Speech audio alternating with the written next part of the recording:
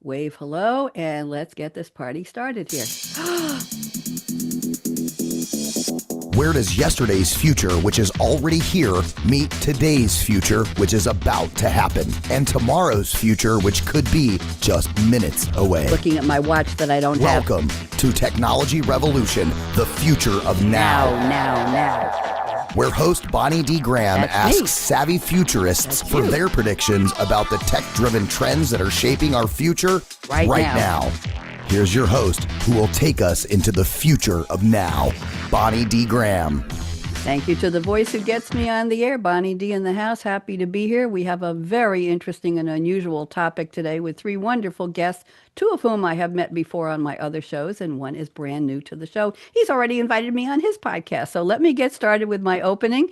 And when I call your name, each of you, I'd like you to just wave hello. So, welcome to Technology Revolution, the future of now, where we'll explore how AI may help pets and service animals like never before.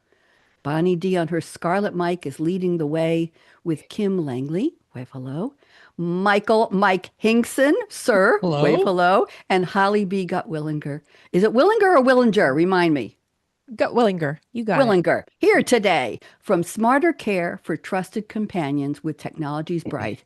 Their bold predictions will share what the future may invite. Tune in as innovation and compassion come into view on The Future of Pets, Service Animals, and Technology. Care done right for you. And now I have a gift for each of you, and Kim, you're first. From Pennsylvania's small town roads where one stoplight lit the ways, Kim learned compassion early in her childhood days. A middle child with courage strong, protector at her core, standing up for others even when it meant much more. A jock at heart, she raced through sports with energy and pride. Softball, basketball, and volleyball each kept her spirited stride. Yet beyond the games, in woods and fields where quiet healing grew, Kim rescued injured animals, compassion shining through. The military shaped her resilience, structure, strength, and grace, while opening her world to people from each walk and each place. Then sales and marketing for 25 years became Kim's art, building trust and human connection straight from the heart.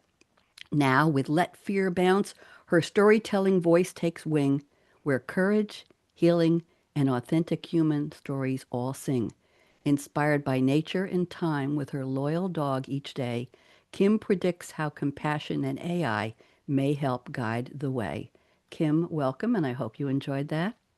I did enjoy it. Thank you. You're so good at intros, so thank you very much for that. You're welcome, and now it's Michael's turn. Though blind since birth, young Michael learned determination from early days. His parents showed him confidence and how to adapt in so many ways. He mastered math completely in his ever-active mind and rode his bike with confidence, refusing to be confined. From California classrooms where physics helped Michael grow, to teaching, tech, and management with innovations flow. Then history changed forever, September 11th's darkest morn, high above in Tower 1, where courage would be born. With Roselle, Mike's guide dog calm, descending floor by floor, from the 78th they safely reached the crowded tower door. Together they showed spirit, trust, and teamwork at their best, while millions watched resilience through this extraordinary test. Now Mike's books, Thunderdog and Running with Roselle, inspire hearts worldwide, while Live Like a Guide Dog teaches compassion as its guide. From global stages to his podcast where inclusion leads the way, Mike shares how trust and AI may help save more lives each day. Michael, I hope you enjoyed that. Thank you. I did. You are a great introducer. Thank you very much and welcome. And now it's Holly's turn. From northern Ontario mining roots where two languages filled the air, Holly grew with art and music, shaping her creativity there. Before computers entered homes, her careful handwriting shone bright, winning contests, writing letters, her imagination taking flight. A late bloomer strong in spirit, new adventures soon took hold. A taekwondo black belt earned at 30, Holly confident and bold. Then yoga training deepened balance, mindfulness, and grace, while drawing, knitting, running, and writing claimed their rightful space. Now a published author too, with fiction studies still in stride, Holly's MFA and second novel are approaching side by side. Yet through life's joys and grief alike, one truth has stayed sincere. Her beloved dogs have long defined companionship, true and dear. From Hot Dog, the Dachshund Rescue, welcomed warmly to her home, to Johnny Cash and Sullivan, no longer left to roam, Holly shares how pets bring comfort, healing hearts along the way, and how compassion plus technology may support more lives someday. Holly, welcome. I hope you enjoyed that. Thank you. I'd like to know that girl. That's what some people say. Let me wrap this up now. So stay tuned, valued audience, as bold new visions ignite, where we reshape how pets and service dogs are cared for right. With me, Bonnie D, and my futurists exploring what tomorrow may bring, predicting a future where technical innovation for animals takes wing. And there you go. Show's over, Mike. That was it. That's the whole thing. Just me introducing all of you.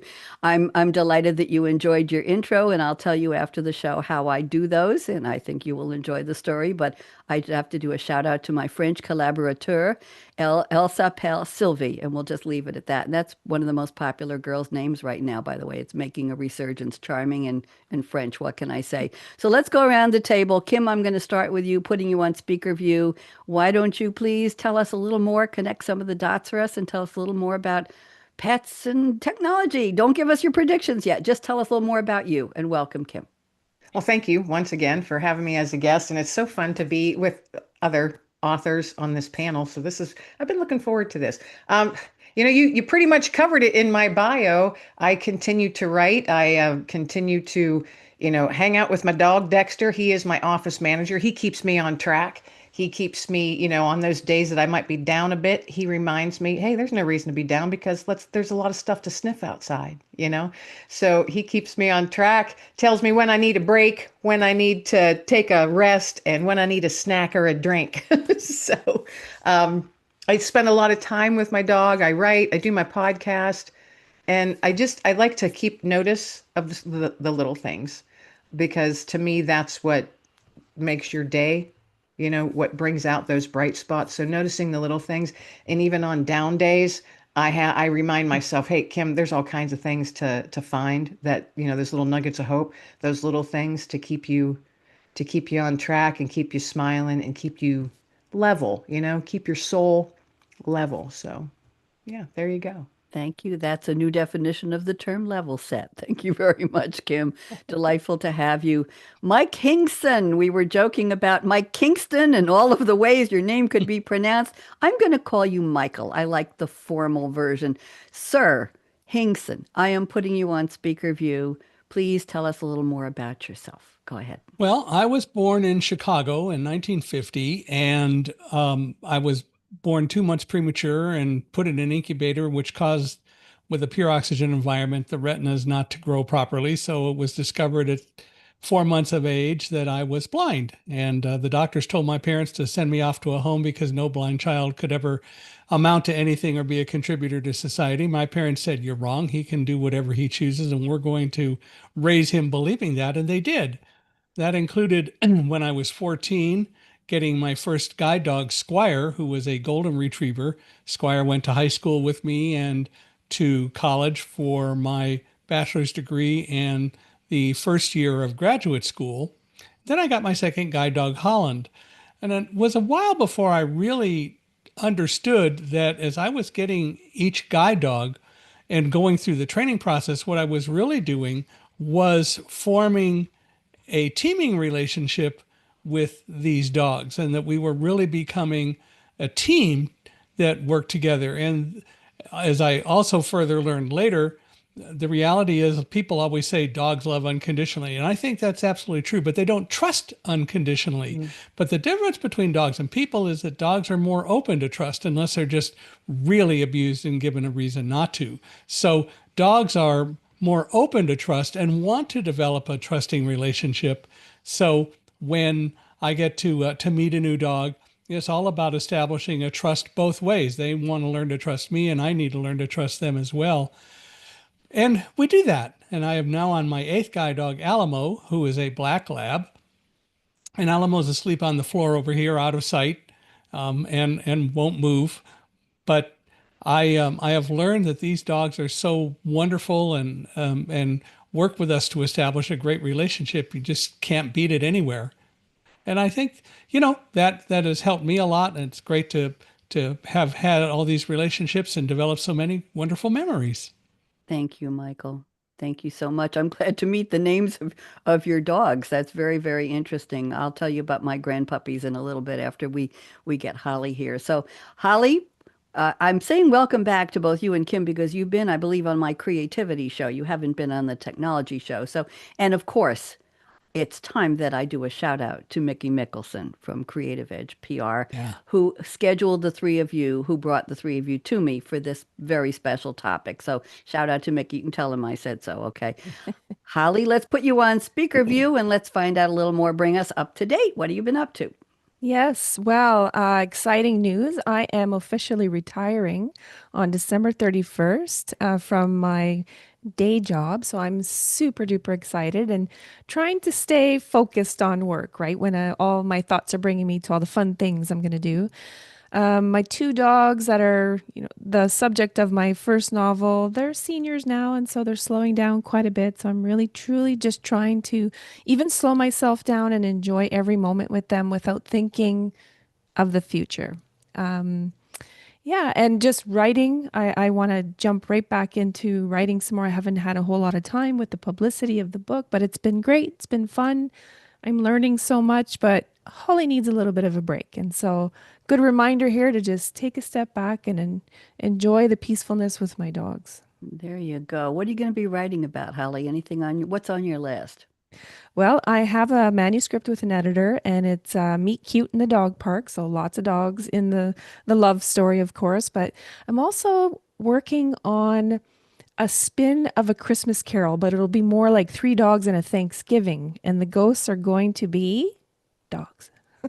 Oh, how charming! How cute! Which breed shall I say? Which breed of dog do you thinking would be the yes? Who?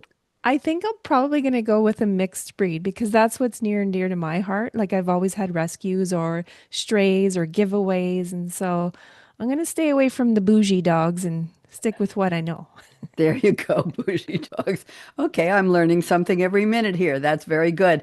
Let's thank you all for adding to your intros. I appreciate that. And let's go to your opening quotes. And as I told you before the show, you don't have to find what you sent me a month ago. I have it all here.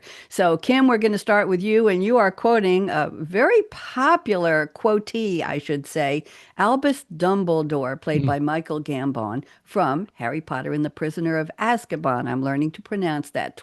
2004 fantasy film. Let's see, screenplay by Steve Kloves, based on the 1999 novel Harry Potter and the Prisoner of Azkaban by, of course, J.K. Rowling, or Rowling, however you want to say it. Dumbledore is a fictional character.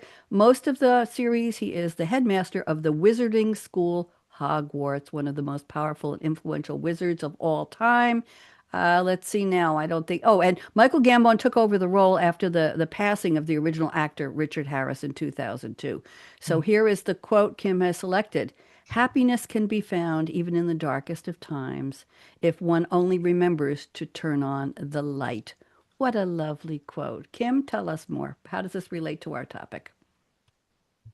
Well, there's always light. There's always light, no matter where you're at. And obviously, there is light that comes with technology, of course, but there are things, I think, topics and things that people go through that they always feel very alone. And then when you feel that loneliness and that isolation that becomes dark, whether it's physically, mentally, what have you, becomes dark. And you need to find those little sparks of light. And I know that's what I do if I have a bummer of a day, kind of a dark or a gray day, look for those sparks of light. It might be that I chat with someone online, using technology for that spark of light, or it might just be, taking a long walk with my dog. That's So it. I want you to tie it to the dog. So yeah, tie it to your pet. Does I take a techno lot of walks with my dog. We walk a lot. Do you document those? Do you take pictures? Do you use any kind of technology on your walks? Do A you lot of plot? times I do. I always have my phone on me and I will take videos of Dexter running through the field and I'll yell out to him, run because you can, buddy. Look at you go, So I video him or I take pictures. Like I walk in this park and it has 5 different ponds on it and it's just stunning and beautiful. And right now there's ducks and geese and they all have their babies, you know, these little fluff balls floating around on the pond. So there's also a mongoose, not a mongoose, a weasel out there. Ooh, There's all kinds of different birds. And sometimes I just sit on this huge rock and Dexter just sits with me and I just take pictures or I will literally just record the nature sounds of all the birds and the splashes in the ponds. And it's amazing because on when you have those gray days or darker days, I love to bring those videos back up and rewatch them. there you go. And There it's you a go. good reminder of, yeah, look at nature. And Bring yourself back to nature because there's a lot of healing in it. absolutely. And back in the day, which was a while ago, and I know Mike is probably from my era, so you would understand this. You were stuck with a still camera, and you would have to take a picture here and there, and you had to get the film developed, and it'd be okay. I'll take this one, but oh my God, I only have 3 more shots left on the roll. Blah blah. And today, with our technology, we can make our pets more part of everything we do, everywhere we go, and it can be a continuous flow of documentation. I'm just riffing here, but I wanted to relate it. So happy news. Thank you very much, Kim. And Michael, you're up next. And Michael has sent a quote that is the title of a song. I won't give it yet. It's a jazz song written by Herman Hupfeld in 1931 for the Broadway musical Everybody's Welcome, where it was first sung by Frances Williams. That's a woman, Frances with an ES. Although famous for its 1942 performance by Dooley Wilson in Casablanca, that was the movie, we know that one. The first recordings were made by Rudy Vallee and Jacques Renard in 1931. Wilson's 1942 rendition from the film Casablanca is known for the iconic line, "You must remember this, a kiss is just a kiss." This version became an American cinema standard associated with the phrase "Play Again, Sam." And here's the title. Michael, I'll get to it eventually. The title of the song, which is the quote Michael's going to relate to our topic, is "As Time Goes By." What a beautiful song. Yeah. Michael, I'm putting you back on speaker view, and why don't you regale us with your thoughts on how this relates to our topic of pet care and technology? Go. And a little trivia, Play It Again, Sam never did appear in the movies. It's something that people created. But anyway, um, I think as time goes by, we have so many choices that we get to make. And when we're dealing with our pets and so on, as I worked with 8 guide dogs, I always chose to make sure that my relationship with my guide dogs became closer. As I said, it's all about building a team. And I discovered over time more about this whole idea of trust and developing a level of trust. And I know that the dogs have learned to trust me, but I've also learned to trust them. And the relationship doesn't work unless it goes both ways. And so I've had a lot of fun developing close relationships with these dogs. And also, my wife's had a service dog for a while. She was in a wheelchair her whole life. And we adopted a dog when I worked at Guide Dogs for the Blind, who actually ended up being the mother of my 7th guide dog. My 7th guide dog was Africa, and the mother was Fantasia, who we cared for as a breeder for guide dogs. And Fantasia discovered that Karen wasn't able to pick things up off the floor, so she figured out that if things dropped, she'd pick them up and give them to Karen. And it's all about developing these relationships that become closer and closer when we're open to them. And so I love getting closer to each of my dogs. And I've learned there are ways to develop positive relationships. You don't yell at your dog when they don't do something that you want. Clearly, if they are doing something that you didn't want, then you're not communicating what you really want well enough, and you got to fix that. That's my job to fix it, not the dog's. And I've learned that by adopting that kind of an attitude, again, we become more open to trust, which is so cool. So I really love having this kind of a relationship. And as time goes by, the trust gets stronger and stronger. At the same time, people have said to me, well, when you retire a dog, don't you get sad? And the fact is, yes and no, because it's my job to know when to retire a guide dog, because the dogs will work till they drop. And I had one that actually did. But the reality is that I have to be alert to know how the dog is doing and when it's time for the team to retire the dog. And that's worked out pretty well. And I just think it's great, but it still continues to promote the level of trust. Thank you very much. I see trust as a very important theme here. And Michael, I'm intrigued by the names of the dogs. You keep adding more and more in, and we're all Well, going, what? we had Squire, we had Holland, we had Klondike, we had Linny, we had Roselle, we had Merrill, we had Africa, and now Alamo. Wow. I need to write something for you about that. I'll have to figure that out. Thank you very much. Very interesting. And Casablanca, wonderful movie. The song is just has so much in it. It's so much nostalgia and Hmm. so much feeling in the song as time goes by. I'm not, and there was a TV show called, I think, As Time Goes By. I think it was a British uh, dramedy sitcom. Very, very interesting. Yeah. So we'll talk about that another time. Holly, it's time for Holly's quote. And Holly has picked a classic from Rhett Butler, played by the wonderful Clark Gable, Gone with the Wind, of course, 1939 epic historical romance film adapted from Margaret Mitchell's 1936 novel, produced by David O. Selznick. Directed by Victor Fleming. There was so much back and forth about the movie's production itself, but interesting, the role of Scarlett O'Hara, they interviewed 1,400 unknown women who wanted to be the actresses.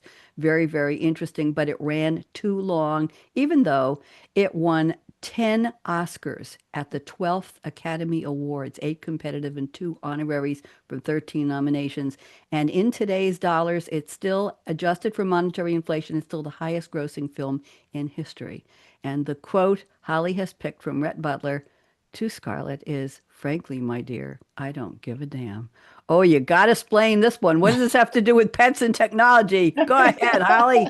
I wonder what frame of mind I was in when I chose that. My goodness. Okay. Well, I'm going to relate it back to what I said earlier. I'm at a stage in my life where my care factor is diminished. And I mean that in the most respectful way, but I think that I'm choosing to put myself first. And oftentimes I actually put my family aside from work or even sometimes friends. And I've realized that I have to care more about me and my family than everything else. And maybe that I think is related to work.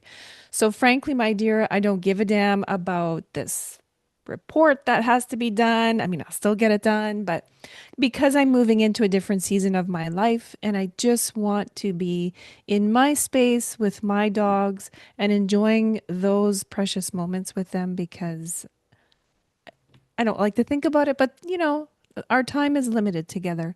And so it's time to really be present. And so I think that's where I was going with the frankly, my dear, I don't give a damn Can we about relate everything that else. to dogs and technology at all? Can you relate that to when people say you got to do this, you Mm, got to do that, you got to film your dog every 10 minutes, you got to be on Instagram, you have yes. to have a reel on TikTok? Frankly, I don't give a damn. Could we expand? Kim is nodding. Can we expand that, Holly? Absolutely, absolutely. Because I'm I've working even hard been, here, kids. Go ahead. no, it's true because even with Instagram, it's been a struggle lately, right? With the social medias, always have to be posting. And I Yes. found myself in this vicious circle of, oh my goodness, I haven't posted today. And so I have to allow myself some space and that care factor again of not what other people think or that I'm not recognized and just allowing that to take a sideline.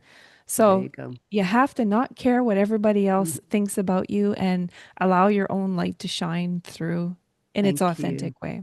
I like that. Thanks for the nudge, Bonnie. You're welcome, dear. I have a different word for authentic. I call it real deal with a hyphen. A I call real it because deal. I got tired of authentic. Nothing Yeah. against that. Has anybody seen or heard the videos called Coco Doodle? Has anybody seen those? It's No. it's a dog, a very adorable dog that is maybe AI, don't know, but the lips move according to words, and it has comments about the family or the mom, and they're very funny and very charming and clever about the food, about the environment, about mom telling her what to do. If you haven't seen Coco Doodle, I'll send you a link. My daughter, who owns two Labradoodles, my grandpuppies, sent it to me, and it's charming, but it's so well written, as though a person is speaking. And the question is, it's a real dog, but somehow they got the mouth to move like the real. Anyway, that's another story entirely. Thank you for the quotes, everybody. Very interesting, and you're welcome for the nudge there, Holly. Let's go to our predictions round. We are right on time where we're supposed to be. So, Kim, I'm going to your first prediction here. What I'm going to do is I'll read it and I'll ask you to unpack it. This is a really interesting one to start off this part of the show. And then I will ask Mike, and I still want to call you Michael. It's just you're just an elegant gentleman. I want to call you by the elegant Whatever name. you choose. Thank you. I choose Michael. And then Holly. So we'll get both of you to comment. So Kim's prediction number one is AI and technology may make it easier to take care of our animals. From smart watches that keep an eye on our health to tools that help us notice when a pet isn't acting just right. Maybe catch things early and take better care of the pets and service animals we love. So, Kim, I'm putting you back on speaker view. Let's talk about technology now. Let's take our deep dive. Go ahead, please. Unpack.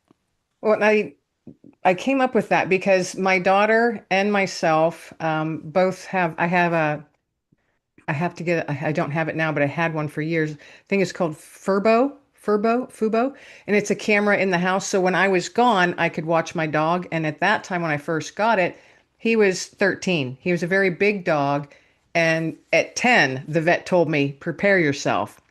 So he hung out with me for another 4 years. But at 13, he really started slowing down, and I hated leaving him every day. And I got this camera that I set up in the living room because that's pretty much where he stayed the whole day. I would even move his water bowl in there so he wouldn't have to struggle to get up to go into the kitchen. And so I used that. And there were times where I would see him struggling because it would show up on my phone. It would alert me on my phone. And I would see him struggling and I'd be like, oh, and I was 20 minutes away. And it was it was breaking my heart. But there were a couple times where I just said to my boss, gotta go. Gotta go. And so I would just, fly home as quickly as I could and help him out. And I didn't let that go on and on. He eventually told me, Mom, I'm really tired, and they tell you when they're tired, and want to, just take a rest. But I used it that way. And my daughter, has cameras in her house too. So when she now works from home, but when she worked out in the corporate world, they would alert her to what her dogs were doing. And she had just adopted a new one that was very, very, very anxious. And she was constantly getting herself into pickles during the day. And, I was closer. So Rihanna would be like, are you able to scoot home to my house on your lunch or something to get her? Because she would jump behind something and couldn't get out. I mean, it was just, so she'd be stuck all day, and my daughter would be talking through the camera. Come on, you crawled in there, you can crawl out. So to me, it's a safety thing. It's also, especially when they're aging, to be able to see. Now I'm fortunate that I'm home. And so I'm able to be with my dog every day and see him. But at that time, I used technology daily to keep an eye on my other dog, Digger. And then, of course, with Dexter, I had it still for a couple years with him. And it gave me a lot of comfort to be able to see that, or just be able to check in, Yes, Digger and Dexter. I'm processing that part. Okay, let's go around the table and see. Michael, would you like to comment on the use of AI for keeping track of or keeping in touch with? What do you think? So I usually travel with my guide dog, but I also have a cat named Stitch, who is now 16. And we have cameras in the house. And when I am traveling, we put one of them in the bedroom because Stitch just stays in my bedroom most of the time by choice. And I will activate the camera and talk to Stitch. And occasionally she'll even come over and sniff the camera. A lot of times she just ignores me, but she will come over and occasionally sniff the camera and talk to me, which is important. I think it's really important for me to stay in touch with her, as I think it's important for all of us to stay in touch with our animals. But Stitch, when I'm home, sleeps right up against me. And so when I travel, I want to make sure that I continue to have an opportunity to talk with her. So as I said, at night, that's what we do. And occasionally, I've had to leave Alamo, for example, at home when I travel, or not in my house, but he'll stay with someone. But again, there are usually cameras, and I'll have an opportunity to talk with him. And I think that's important, to be able to continue to communicate with them, because I want my animals to know that I value them and I consider them as important in life as I hope they consider me. That's beautiful. Thank you very much. Holly, thoughts on that? What do you think? Keeping an eye on, keeping them in view. What do you think? I love it. I love it, Kim. And I remember those furbos, I think they were called. And did they throw out treats to the dog as well? Yes. Yes. So, all those years when I used to go into the office, I hated the feeling and the guilt that, got me right here every time I left. And I never even thought of that. And so thank you for bringing that to mind. Although now, I mean, I get to stay home a lot more, but that's a great idea. And so I'm Yeah. going to look into those furbos for the times when we are away for a few hours. Well, I remember when one of my neighbors, the house across the street has been rented. Somebody finally bought it, but one of the couples had a dog, and when they would leave, I would listen to that dog barking and shrilling. I don't know what other verb to use for when they left and for a long time after. And I could just hear the dog screeching all day. Mm. And I wondered what the I don't know what the house looked like inside. I mean, this is a nice neighborhood, but it was just odd that that dog was just left to shriek and shriek and shriek. And I don't know, Michael's shaking his head. I don't know if they had a camera where they could speak to the dog and say, I'll be back, or I'm here, or comfort the dog, or if they even had a camera in the house. I doubt that. But anyway, Mm. very interesting. My daughter and son-in-law keep cameras in the house, and they travel in their RV a lot. And when they will go to a restaurant and not take the boys, we call them, with them, they keep an eye on what they're doing in the RV, whether they're sleeping on the bed or whether they're on the couch. And it gives them a comfort level that they know what's going on with their pet babies. Yes, they do. So there you go. And they send me pictures once in a while, and it's a lot of fun to see. So, okay. Well, thank you very much, Kim. That was a great start off for our predictions round. And let's go to two from Michael. This is interesting. People say, here's what you said, Michael. People are using AI now this is important, in an attempt to create robot guide dogs to aid blind people. While some progress has taken place, robots will not replace live guide dogs. I'm just going to slip that one into your next prediction, Michael, and we can address them both together, please. You say training of guide dogs already is in some ways utilizing AI to help. Smart glasses and thus AI give blind guide dog handlers more information than they otherwise might have had. That's the key. But let's talk about robot guide dogs. No, Sure. go ahead. Well, the issue is that as technology progresses, people are trying to develop means by which a blind person can use a robot to travel around, and it can work in a lot of different ways. There are still limitations. For example, the robots won't go up and down stairs by themselves. You actually have to carry it, and so on. But the bigger issue is the emotional attachment. I don't think we're going to see in the near future any kind of an AI technology that's going to create an emotional bond like humans do create with their animals, and specifically blind people using guide dogs. That emotional relationship is such an important part of the process. And one of the things that we learn in dealing with guide dogs is, of course, the dog speaks a different language than I do. And it's my job to figure out when the dog's happy, when the dog's not happy, when there's something going on with the dog, and so on. And I don't think that a robot is going to be able to bring that level of attachment to make the process work in the near future. The other side of it, though, is, as I mentioned, smart glasses.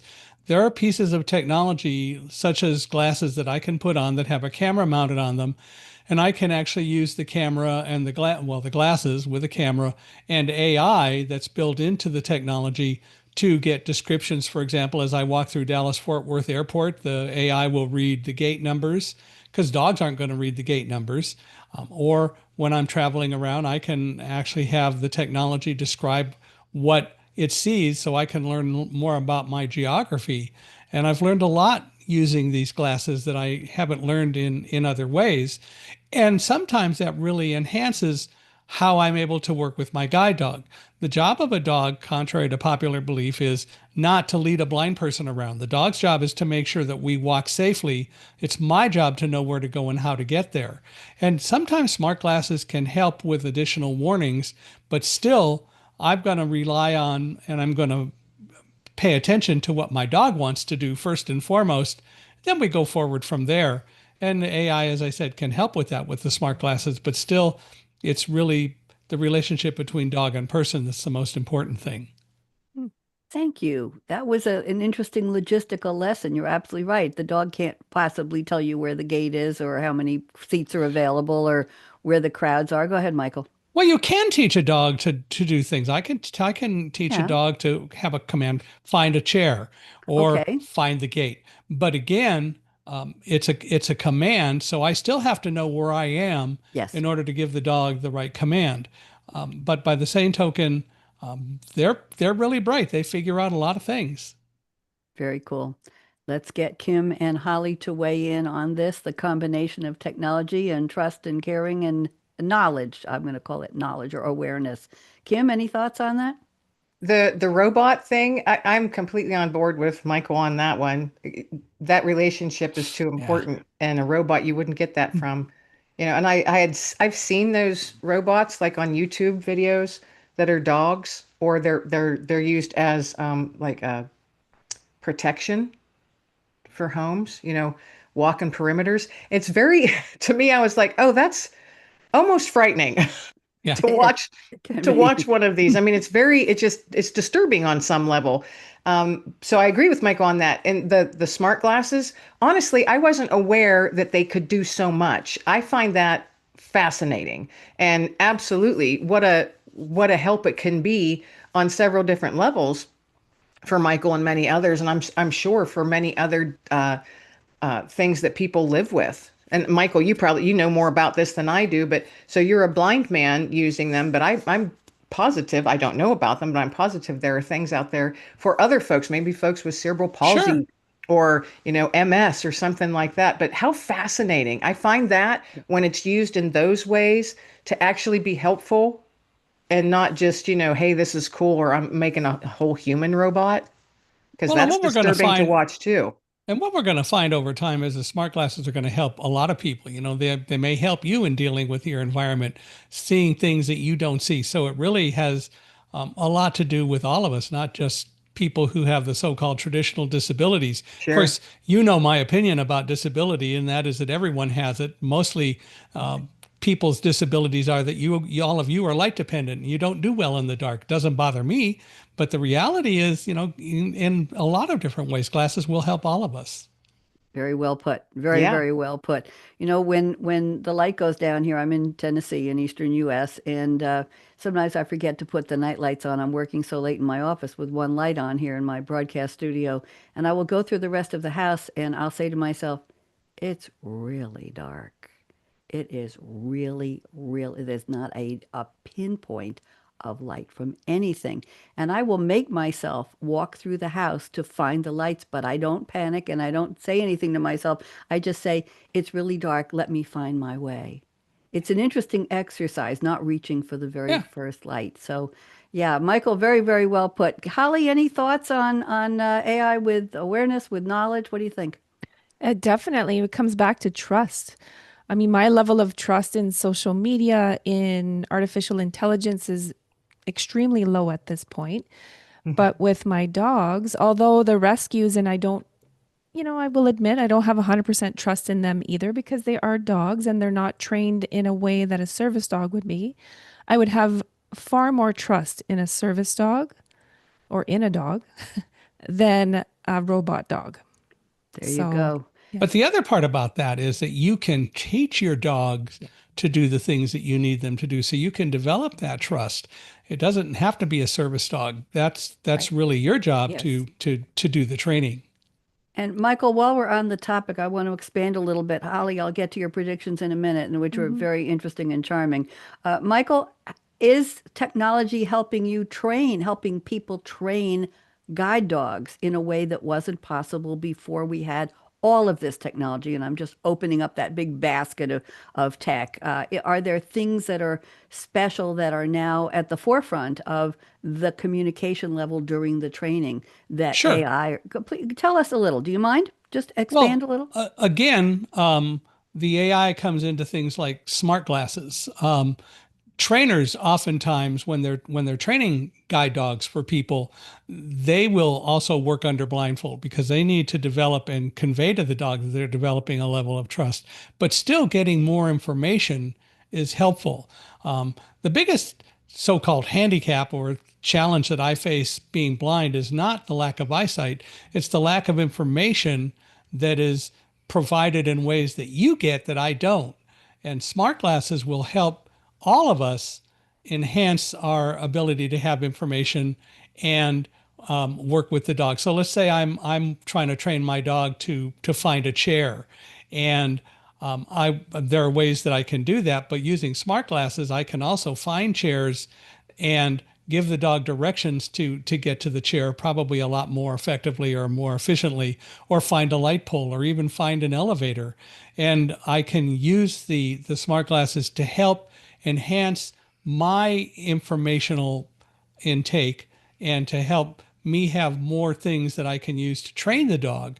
And I think that guide dog trainers will do that. Also, a lot of people who may have challenges working with their guide dogs and who need to communicate back to the trainers who are maybe hundreds or thousands of miles away can make videos using smart glasses so that the trainer can see from the person's perspective what's going on, and that will also help them advise the guide dog users after they graduate.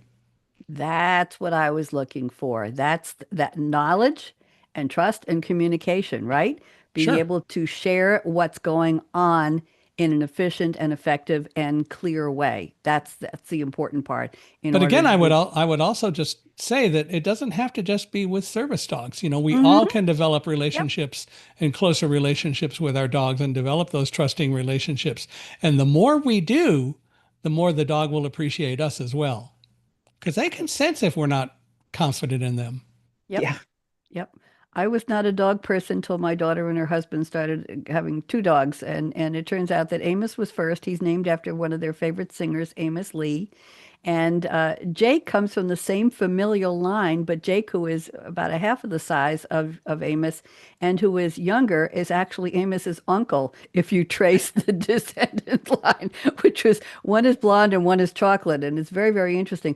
But talking about trust, Michael and everybody, there's something about Jake when he's been here, when they visit me, he will come and sit so that he's sitting against my leg or against my foot and just sit there and trust that we're connected. And it's a very charming and beautiful thing.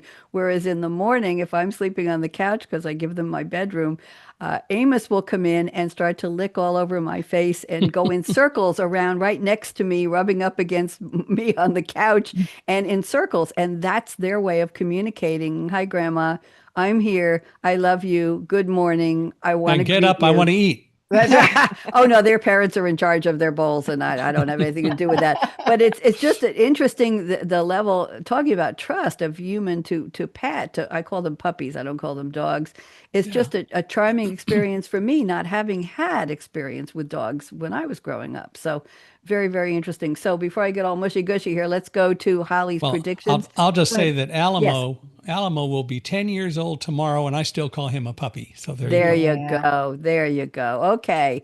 Now, Holly, I'm combining two predictions here. This is interesting. One, we've talked a little bit about this, but you have a different spin on it. You say dog TV will become popular in homes where dogs are left alone all day, and they'll be able to watch programs with talking dogs. Now, Amos will watch the puppy bowl on TV, watching the dogs barking and coming on the stage for about 3 minutes, and then he gets bored. Jake has no ability to watch the screen at all. They don't. He just can't see the movement on the screen. So, talk to me about this, Holly, and then I have one more prediction from you. What is this dog TV? Well, I personally haven't seen dog TV, but I've heard of it, and I suppose it's a amplified version of a furbo in a opposing sense. But I have heard of people putting dog TV on for their dogs while they go to work, and so their dogs are entertained. My two dogs, they don't seem to recognize the TV at all. We've tried several times. We've tried on computers when we're away from home, but there are dogs, and I've watched videos where the dog is sitting there and he seems to be interacting with the TV. Now, I know they're limited on what colors they can see as well. So maybe dog TV caters to that color palette that they can see. Okay, and So, it's the speed, I think, of the what do you call it? The rays on the screen. It's the speed yeah. of I'm going to hold this up. It's TV for dogs, calm, happy, entertained, scientifically developed for dogs, reduces stress and anxiety. Trusted, Michael, I'm holding up a screenshot. I found it on my phone. Trusted by dog owners worldwide, supported by pet experts and veterinarians. And there's a picture of a dog watching the TV. Amos won't go for more than 3 minutes, and he just said, "Oh, there's a dog. That's nice." If he sees a cow on TV, that's even more interesting. Kim, sorry, Holly, I want to add Yeah. one more prediction to this, and everybody can respond to this one. You say dogs will be able to communicate with humans through software. That's an interesting Mhm. prediction. What are we talking about here? Well, already, I don't know if anyone else on the panel has seen those buttons that dogs can press. I have not witnessed them in person yet, but I really would like to, and I want to know if they truly work because I've watched videos, as everyone has, through I've had those technology. people on my show a couple of times. The Oh, ones, okay. yes, Bunny's owner has been on the show with me, and somebody else whose father developed a communication method with Hmm. dogs pushing buttons. And I've also had the gentleman in Florida whose dog is a math whiz, and he takes him around the country, and the dog he can tap out your name by tapping the number of the letter of the alphabet where your name is. And I've had it done on my show live. And it's so keep talking, Holly. Go ahead. I just wanted to interject. I've seen a lot Yeah. of that. It's real. Okay, so there you go. I mean, it's just a matter of time before we can communicate through words. Dogs already have a vocabulary of, is it 300 or 500 words? And so they have that ability, and it's just through evolution. I think that one day, because I'm sure you've noticed, but we treat our dogs very differently than we used to, let's say 50 years ago. Dogs were different back then. They were not so much a pet that sat on the couch, but they were a working animal, in the yard or on the farm. And so I think the evolution will take us to a place where we can communicate. Finally, I'll be able to know their thoughts. There you go. There you go. Melly was the name of the dog Mark Bello raised, and at 3 months, the dog had an eidetic memory and could learn hundreds of words and could do math problems and spell things, and was part of a mathnasium project, I think, that was funded by some organization and traveled around the country, amazing audiences of children and parents. Very, very interesting. And then when Melly was supposed to be on my show, and Melly got sick and passed away, and then the new dog, God, I'm sorry, I forget the name of the new dog, Marco, and Marco is being trained the same way. These are amazing, learning capable dogs. But the question is, and I'm going to pose this to you, Michael, how much do we want our dogs to really be like humans, and how much do we need them to communicate with us and trust us, technology or not? Any thoughts on that, Michael? Well, I don't want them to be like humans. I want the dogs to be themselves, but I would like to be able to communicate with them as best as I can. And I've actually heard that there are some dogs that have learned to read flashcards. I think that there are a lot of things that dogs can do that we underrate them for, and I think that over time we will learn ways to improve communicating with them. Um, which also means that we need to be really careful because they may be very honest with us and we might not like their answers, but their answers are important too. So I don't want them to be like humans. I want them to be themselves, but I want to be able to know and understand them better. So I'm all in favor of having better communications. There you go. And Marconi is the name of Marconi. I'm thinking of the one who invented radio. That's the name of Mark Bellow's second dog. Mm. Question. I'd like to, first of all, Kim, any comments on would you leave dog TV on all day for your dog? No, no, actually, I wouldn't. My dog has no interest in TV Yeah. whatsoever. None of my dogs have had any interest in TV, and I don't watch much TV, so my TV is not on very often. Okay.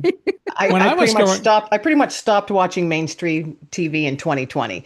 So when I do have it on, I'm watching YouTube or something. But I have found when I have my granddaughter with me, who is 2.5, I Yes. have her one day a week. And when it's time for her to take a nap, I say it's quiet time, where it's time for quiet music. And I find some very gentle lullaby type music that I've found on YouTube. And as soon as I do that, both my granddaughter and the dog lay down and fall asleep. So just watching that, the quiet time music settles my dog too.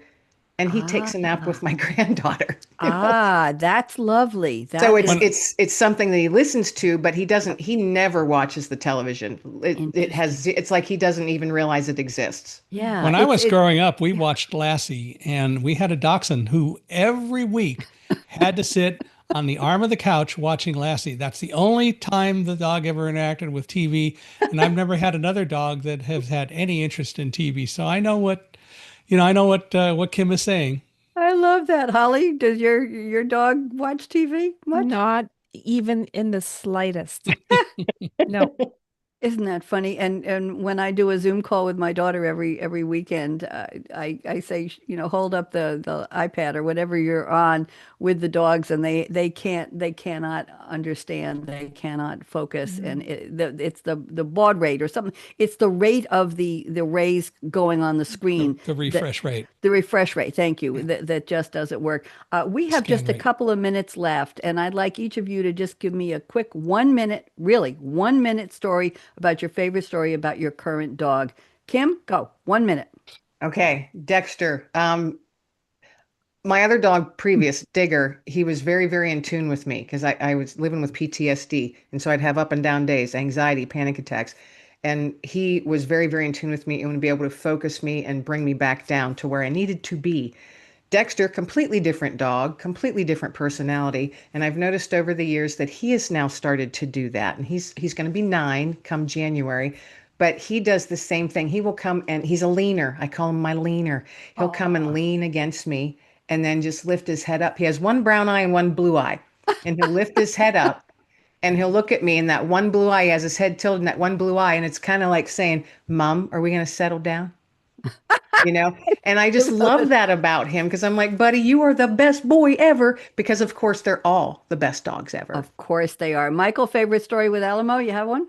When I first got Alamo, when I took him back to the room after meeting him, I sat on the floor, and the next thing I knew, he was in my lap. And I realized that he thought he was a lap dog. Well, several months later, we were on an airplane going from Ontario, California airport to Dallas. And what I always like to do is to, when I can, pre-board and let the dog go up and say hello to the pilots. So Alamo and I went up to the cockpit. The pilots were doing their pre-flight check-ins and briefings and all that, and weren't paying any attention to Alamo, even though he was up there looking for attention. And Alamo decided to take matters into his own paws, and he literally just jumped up in the pilot's lap.